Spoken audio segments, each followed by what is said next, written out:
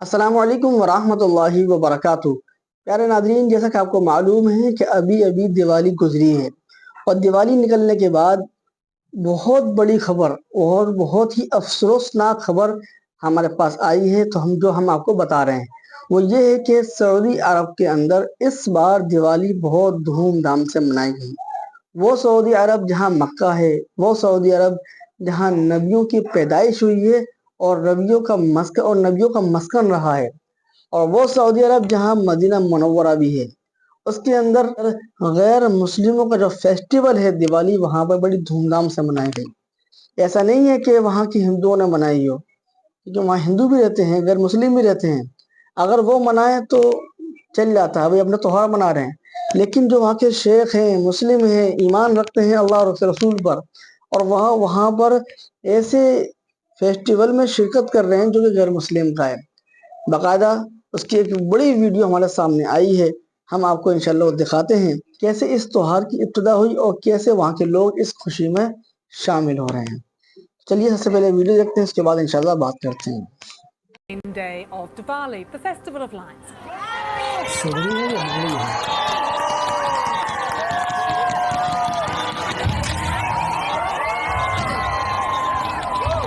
तो दोस्तों, आज हम बात करने वाले हैं कि किस तरीके से सऊदी अरब में दिवाली की तैयारी चल रही है, किस तरीके से पूरे सऊदी अरब को दुल्हन की तरह सजाया गया है। तो दोस्तों, आप बने रहिएगा वीडियो के अंत तक। दोस्तों, अगर बात सऊदी अरब के दिवाली की होती है तो वहाँ की दिवाली बड़े ही धूमधाम से मनाई जाती है। जी हाँ, भारत की तरह ही सऊदी अरब में भी लोग दिवाली को सेलिब्रेट करते हैं, दीप जलाते हैं, एक दूसरे को मिठाइयाँ देते हैं और सेलिब्रेट करते हैं। केवल इतना ही नहीं, वहाँ आतिशबाजी भी की जाती है, पटाखे भी चलाए जाते हैं।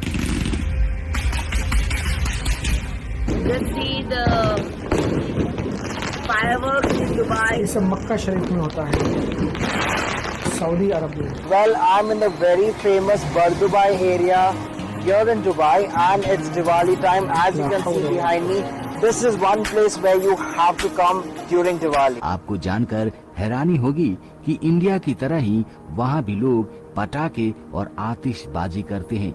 उसके लिए वहाँ उन्हें कोई रोकता नहीं है, अपने मन के मुताबिक वो सारे लोग सेलिब्रेट करते हैं। और इससे भी बड़ी बात ये है दोस्तों कि वहाँ का मुस्लिम समाज भी इस त्योहार को बढ़ चढ़कर सेलिब्रेट करता है, खूब मिठाइयाँ बांटता है, लोगों को बधाइयाँ देता है और शुभकामनाएं देता है। दिवाली को खुशियों से भरने के लिए अपने घरों को रंगोली से सजाते हैं। लोग एक दूसरों के घरों में पार्टी का आयोजन करते हैं, डांस करते हैं, मस्ती करते हैं, दीप जलाते हैं। दिवाली को सेलिब्रेट करने के लिए ये लोग खान पान पर भी खूब खर्च करते हैं, नृत्य करते हैं और सोने के आभूषण और साड़ियाँ, ये तो कमाल का खर्च करते हैं। अगर सऊदी अरब के बाजार में आप दिवाली के समय पर जाते हैं तो आपको लगेगा कि आप एक मिनी भारत में घूम रहे हैं। वहाँ दीपक मिलते हैं, जी हाँ, मिट्टी से बना हुआ दीपक जो हमारे भारत में मिलता है। वहाँ पर कैंडल मिलते हैं, वही सारी चीज जो दीपावली में इस्तेमाल की जाती है, जो पूजा के लिए हम लोग बाजार से खरीद कर लाते हैं ना, वही सारे आइटम वहाँ के बाजार में भी दिखाई देते हैं। तो इसी से आप अंदाजा लगाओ, सऊदी अरब में शरिया कानून है। एक समय पर इस देश की पहचान एक कट्टरपंथी मुस्लिम देश के तौर पर होती थी।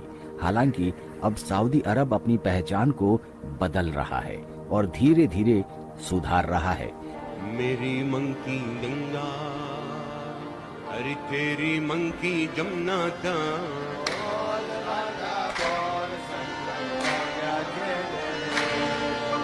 मेरी मंकी गंगा, मेरी मंकी जमुना था। सऊदी अरब ने कई ऐसे फैसले लिए हैं जो अपने मुल्क में लागू किए हैं, जिनसे उनकी छवि सुधरी है। لن نضيع 30 سنة من حياتنا في التعامل مع أي أفكار متطرفة، سوف ندمرهم اليوم وفورا। हालांकि अभी भी कई ऐसे नियम हैं जो गैर मुस्लिम लोगों के लिए काफी चिंताजनक हैं। सऊदी अरब में गैर मुस्लिमों के लिए पूजा पाठ और अपने धार्मिक अनुष्ठानों का अनुपालन काफी कठिन माना जाता था। सऊदी अरब में जहां वहाबी इस्लाम की मान्यताओं के आधार पर कानून चलता था, यहाँ इस्लाम के अलावा किसी दूसरे धर्म की सार्वजनिक रूप से पूजा या धार्मिक गतिविधि की परमिशन नहीं होती थी। यहाँ पर सिर्फ मुस्लिम ही सार्वजनिक तौर पर अपने धर्मों के अनुष्ठान कर सकते थे। सऊदी अरब में हिंदुओं और ईसाई समेत सभी गैर मुस्लिम धर्म के पूजा स्थलों जैसे मंदिर या चर्च का निर्माण नहीं हो सकता था। हालांकि ये कानून हिंदुओं समेत गैर मुस्लिम धर्म के लोगों को उनके घर पर निजी पूजा की अनुमति देता था, लेकिन ये भी बिना किसी सार्वजनिक ध्यान के होना चाहिए था।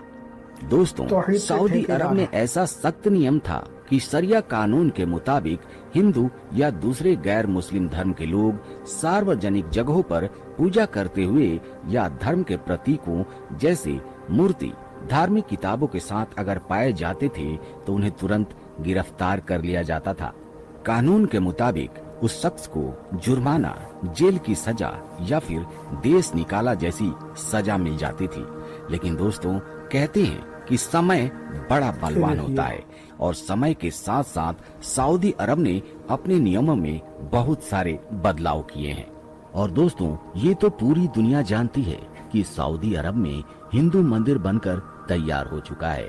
वहाँ पूजा पाठ होती है। जिस देश में पूजा पाठ करने पर पाबंदी थी, वहाँ हिंदू मंदिर बनकर तैयार हुआ। और केवल यही नहीं, वहाँ के शेख खुद जय श्री राम का नारा लगाते हैं। ये भी आपको पता है। जय श्री राम।